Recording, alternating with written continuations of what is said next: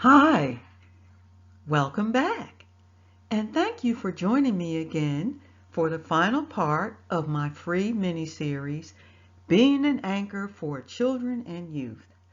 If you have not listened to Part 1, Unconditional Love, and Part 2, Building and Developing a Legacy, I strongly recommend you view Part 1 and 2 before viewing Be a Role Model.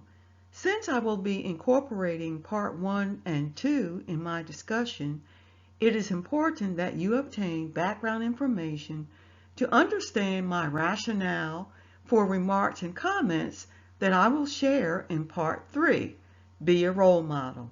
If this is your first time listening to any of my videos or posts, welcome aboard. Please subscribe to receive notifications of future upcoming videos.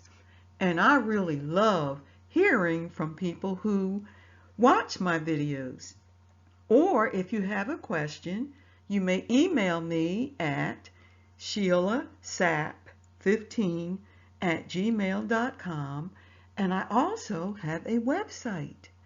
It is www.sheilaecares.com. I want you to think back to the day your child or children were born. Do you remember the excitement, the joy, and the love? And maybe you stood there and you thought about whether or not they would sleep through the night and what they would be like when they were older. Parents and caregivers, you have the power, the influence, and the impact on your children. Everything they experience comes from you. You hold the key. They learn from their home environment.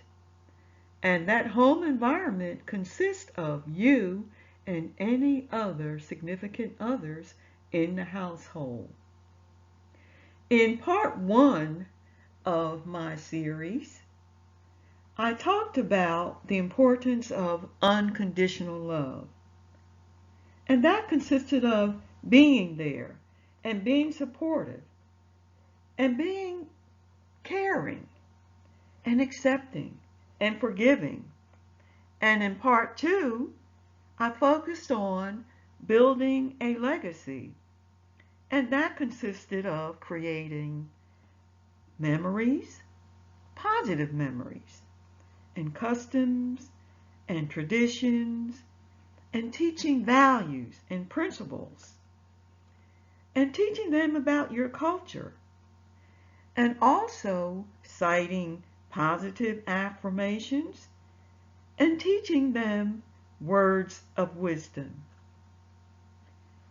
Today, in part 3, we're going to talk about being a role model. How do you become a role model for children? What are the 4 things that you need to do or remember to be a role model? Being a role model is the most vital and critical part of this mini-series. You have to walk the walk. And what does that mean? Well, think about your actions and your behavior. How do you behave as a person? And talk the talk.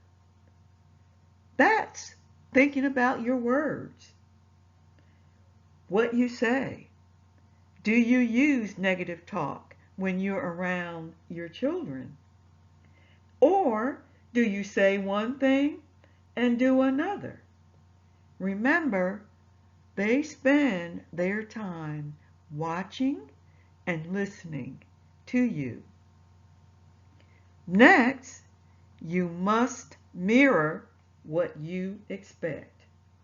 Do you say one thing and actually do another? So, if you want your children to behave a certain way, then you need to reflect that. So you can't really set up expectations for them that you do not exemplify yourself.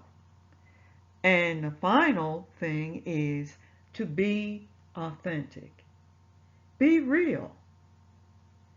Be consistent. Let your yes mean yes and your no mean no. Do not try to be something that you aren't. So I want to thank you for joining me.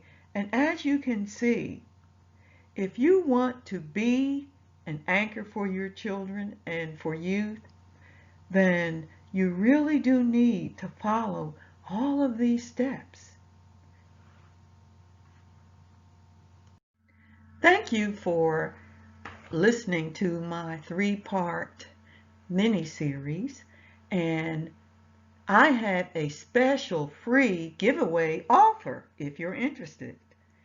You may get a downloadable copy of a parent caregiver needs assessment instrument that I developed, consisting of questions to consider and think about to help create an environment to nurture and develop healthy and happy children and youth.